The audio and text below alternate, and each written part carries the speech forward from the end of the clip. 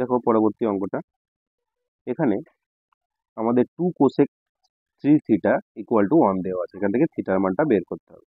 তাহলে cos theta cos 3 theta equal to আমাদের দেওয়া আছে কত 1। দেখো এখানে 2টা মাল্টিপিল আছে, এখানে cos 3 থিটা ইকুয়াল টু আমরা লিখতে পারি কত 1/2, তাই না? তাহলে দেখো cos 3 থিটা ইকুয়াল টু, দেখো এখানে এই হাফটা cos কতর মান সেটা আমাদেরকে লিখতে হবে। দেখো আমরা cos 60 মান কিন্তু হাফ জানি, তাই না? এবার দেখো cos উভয় পক্ষ থেকে তুলে দেবো, তাহলে আমরা অতএব দিয়ে লিখতে পারি 3 থিটা ইকুয়াল টু 60, তাই না?